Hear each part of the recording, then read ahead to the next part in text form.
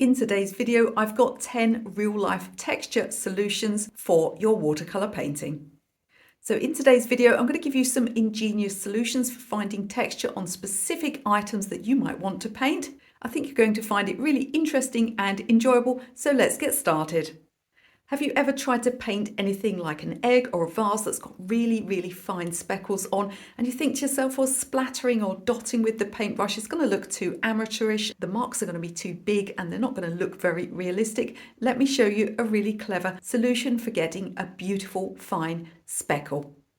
So let's make some fine speckles. I've got one layer of dried paint here, so I'm going to put another layer on top. This will give it a bit more solidity. It's also going to give me a wet surface to work on. But of course you could do it on the first layer. So I'm going to apply my paint. Now I'm going to use an Inktense pencil today simply because I've been making a lot of tutorials and I've got them on hand, but it works just as well with a watercolor pencil. You need to pick one that's quite dark. I've got a little sieve here. You could use a kitchen sieve or a tea strainer, and I'm just going to scrape across like this. Now don't worry if some goes around the outside, just leave it alone, and when it's bone dry you'll be able to just blow or brush that away. And here I've got some beautiful fine speckles.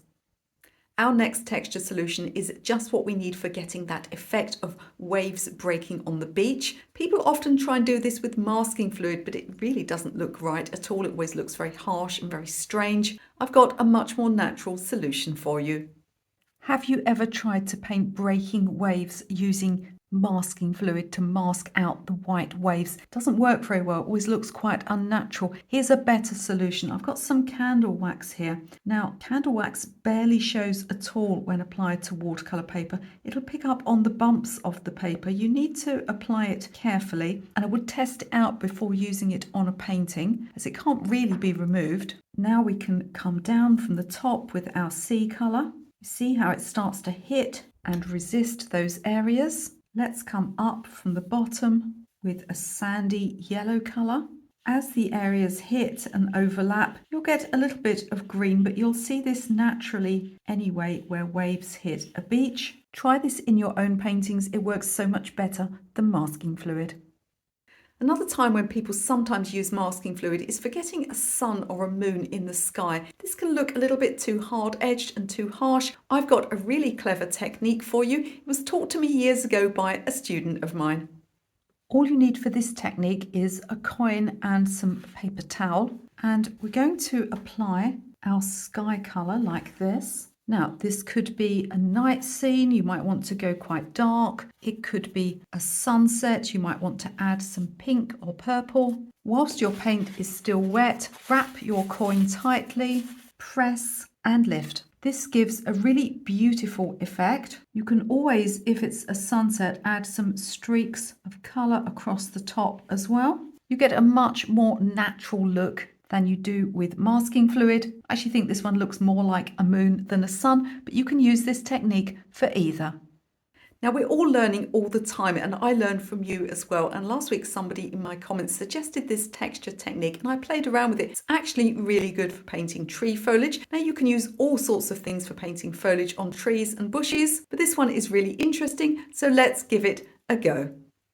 So one of you told me that you like to use a bathroom loofah or pieces of a bathroom loofah to paint with, and I thought, what a fun idea. And having no further information than that, I just got mine from the bathroom and sliced a bit off and chopped up some small pieces. So I found that it works best if you kind of dip it in water first. It's a little bit wet. And what I'm going to do with some wet paint is I'm just going to kind of stamp in like this. Now, the problem with any method like this, and that includes some of those tree brushes that you get, is it can sometimes end up looking a little too regular, but it's a great starting place. Let's go in with a little bit of darker as well. So what you can do once you get this going on is you can then go in with a brush, because what you get with trees is the center parts are a lot more joined up than the outside parts, of course, because the leaves are denser. So we can come into the middle like this with other colors. You see, I've left some gaps in my branches here, and with a little adjustment, we can start to get a beautiful, natural looking effect. Now, there are no gimmicks to this next texture technique. You only need a paintbrush and a little bit of practice. It relies on controlling water levels to grow grasses in your landscape. I've done this for years. It's so effective. Let me show you how it works. So I'm going to show you how to do this one first of all on white paper, just so you understand the principles that we're using, and then I'll show you how to do it onto a landscape situation. So if you imagine this is the ground and we want to grow our grass up above this line. Now we need to understand how paint moves when it hits a wet area. So if I wet this and I allow it to get slightly dry, so it was a little bit damper, then when I drop some wet paint onto it, it's going to spread outwards. The wet wants to travel across the damp area. Now this is going to spread out in a circle, obviously, because I've dropped it onto a fully wet area. But if I place water on my paper and I only put it above the line but not below the line, and don't be fooled, this can travel a long way, so you want to wet at least 50% higher than your grass is going to grow. I'm using a blue here just so you can see it more easily, and then I'm going to take some paint across here. And like magic, it's only going to grow upwards. It can't go this side of the line because there's no water. So we're going to use that principle when working on top of a landscape area. Again, you can draw a line if you want to. Now, you can just use water, but I'm going to use some paint here. Now, the reason I haven't just taken some paint up and stopped here is it'll show. So you want to make this happen naturally in an area of your landscape. For instance, I might have something like this going on. This would be somewhere where I'd continue to paint. I might later on put another layer of colour down here. Let's get something a bit greener this time. And now I'm going to drop my paint in and allow it to spread up. Now, the more you want it to spread, the wetter the paint needs to be, and the paint needs to be wetter than the area it's going into, otherwise it won't spread at all. If the background colour and the paint are equal amounts of wetness, then one won't want to travel to the other. It's trying to even out the surface, as it were, and spread evenly. So you see with this one at the top how it develops over time and how you can use this. And I don't have to have a line there. I can just come in like this, and it will start to spread upwards. This has started to dry a little bit, so I'm going to encourage this one a little bit. So I'm still getting some bleeding here, but the paper has mostly dried now. I've got more bleeding going on over here. If you want to, you can go into that again and sort of get areas of grass within grass. So I can drop different colour in here. And again, it'll start to spread up in that area. And in this way, we can grow grasses that look quite natural within our landscapes. Did you know that YouTube really doesn't care how many years of teaching art experience I have? It doesn't care that I've made over 400 videos. It doesn't even care that this channel is fully cat approved, but it does care about things like likes and free subscribes, sharing the video with a friend who might find it useful, or leaving me a nice comment. So I'd be super grateful if you can do those things for me. Helps this video to succeed.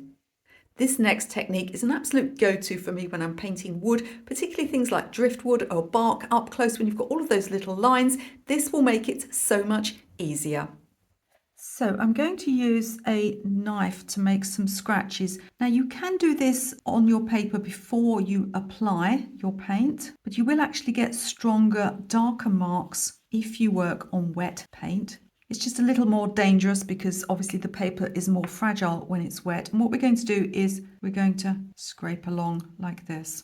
I'll show you it on dry paper as well because you get a little bit more of a subtle effect on dry paper. So you'll see you'll get quite a ragged effect to those little lines if that's what you're looking for. Or we can go on dry paper when we'll get much finer lines. So if you've got really, really fine scratch marks, really fine wood grain marks, you can go onto dry paper like this. Now it's important to think about how dark your paint is. If your paint is too dark, the lines won't show up at all. Now it may look like you can't see this second set of scratches, but they are there. And what I find is that the more layers you put on, the more pigment sits in those scratches. So with this second way of doing it, what you often have to do is allow this to dry and then put a second layer on top. It's not dry, but we'll go for a second layer anyway. And you'll start to see those scratches just showing up a little bit more. As I said, if you still can't see them at all, you always have the option to go in with your knife. And to some extent, it depends on the pigments you're using as well.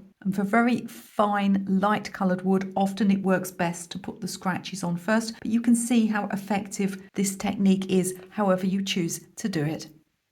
Did you ever paint hydrangeas or lilies where you've got pollen dust or sometimes just strange little marks and speckles on your flowers? They're a bit bigger than the ones we did earlier in this video, but nevertheless, splattering doesn't look quite right. Let me show you an ingenious solution. Now we're going to use our knife again for this one. And I'm going to use an Inktense pencil, but again, it's just because I've got them out at the moment. You can easily use a watercolor pencil for this as well. And just like when we did those tiny speckles, we need to go onto wet paint to help them stick. We're going to get a much different effect this time. So what I'm going to do this time, again, is I'm going to shave down onto my paper. And what you tend to get with this is you tend to get these sort of little long square marks. Now, these are much more indicative of certain types of pollen dust on lilies, but you can also use them for things like hydrangea petals. Certain leaves in autumn will have these kind of markings on. But of course, the world's your oyster. If you want to use them for texture on rocks or pathways or something like that, it works well too. And just like the other technique, anything that goes outside of the wet area will not stick to your paper. Don't be trying to brush at them while you've got wet paint on, however. Let it all get dry and you can just tip those little bits off into the bin, unlike splattering where you have to mask everything off. And you'll also get a much more natural effect than you could ever get by sort of painting these on with a tiny brush. Plus, of course, it's way, way quicker. Painting bricks can seem terribly time consuming, so there's lots of things that I do to make it a little bit easier. This is a really quick way of getting a light coloured brick grout. It looks so natural and it takes away all of that time consuming messing around painting grid lines with your brush. Now I'm going to use oil pastel for this technique, but if you don't have any, you could use candle wax again. What you would need to do, however, is probably put an underneath layer of colour down first and allow it to dry, because the candle wax is transparent, so it can sort of reserve your underneath colour, because you don't want too much white left on display with bricks. Just like candle wax, oil pastel resists your paint and it applies in this kind of natural looking bumpy way like this. You can pick any kind of colour that's appropriate to your grout. You could be going lighter grout or darker grout. But what is important is that you use an old paintbrush, because quite often what can happen is a little bit of the oil pastel can be picked up on your paintbrush and it doesn't do brushes much good at all. So use an old brush and you can come in with various colours like this. And you're going to get a really natural grout effect, especially for walls that are somewhat in the distance, where it would take you absolutely forever to paint all these little lines and it wouldn't look very natural either. This is a great technique. Of course, oil pastel doesn't have to just be used for brickwork. There are so many things you can do with oil pastel and watercolour. I've got a whole video about oil pastels. I'll pop the link in the description of this video. Our next technique involves a sort of modified fan brush, and don't worry if you don't have one of these, you can make your own really cheaply. We're going to use this brush to create hair and fur with those fine wispy lines, much finer than you could ever get with a standard paintbrush. You might have seen there are a lot of brushes on sale for painting hair and fur and tree texture, all sorts of things where you need a textured edge, and they're very expensive. Well, you can make your own. All you need to do is get a very cheap fan brush, and this one is for acrylics, which means the bristles are a little bit stiffer, which is what we want for this technique. And all you do is get some sharp embroidery or sewing scissors or hairdressing scissors, and you're going to cut this way until you get a ragged edge. It's great fun. And what we're going to do now is we're going to dip into some paint, but you want it to be not too wet. So if necessary, dry your brush a bit. And what we're doing then is we're getting this dry brush effect. Now, I usually do this technique in layers. I might also use some white paint. I might also use some watercolor pencil or some scratches and fully build up that hair or fur texture. But a brush like this is a really great start. Have you ever painted an indoor scene, perhaps a cottage, and you've got sort of plaster on the walls, or maybe even an outdoor scene actually? This next technique will give you that kind of rough plaster approach, and it's really easy to do. So my next solution is for those areas where you want a bit of texture. I'm thinking things like farmhouse walls, but there are other applications as well, perhaps rocks. And what we're going to do is we're going to use some plastic film. So we're going to drop our colours in first of all. The darker you go, the more dramatic the effects that you get will be. And whilst it's still wet, I'm going to take this plastic sandwich film. Now, most of us are fairly environmentally friendly in our kitchens nowadays, and we tend not to wrap everything in plastic. I still keep some of this stuff because it will surprise you to know that my hair colour is not entirely natural, and it's quite good for wrapping your head in when you're putting henna on. And although, as I said, it's not the most environmentally friendly stuff, because we're using it for art, we can actually rinse it and hang it up to dry and reuse it quite a few times. I'm going to need to allow this to dry. You can already see this interesting patterny effect happening here, but this needs to dry, and I mean it needs to dry for a long time, possibly even several hours, because we've just encased it in a film of plastic, so the air's going to have to get through and into all of the paint. And by the magic of editing, I'll bring you back in just a second, several hours later, to see the results. Now, I think I'd planned to leave this for a couple of hours. It's actually been left all weekend, and here you are. You can see the result. So although it can be really subtle like this, let me show you an older sample that I've got where I used much stronger, darker colours. And you can see that it can also be used for things like rocks and abstract backgrounds. It's a really, really beautiful and useful technique. So do let me know in the comments what you enjoyed most about this video, and if there's anything that you're going to take forward into your own work. And before you leave this video, don't forget to have a look in the video description. I've got all sorts of free stuff down there for you. You've got some free downloadable PDFs, even a free watercolor painting course that you can take for no money whatsoever. And if you enjoyed this video, I'm going to put another one up that I think you're going to enjoy equally as much. You can watch that video right now.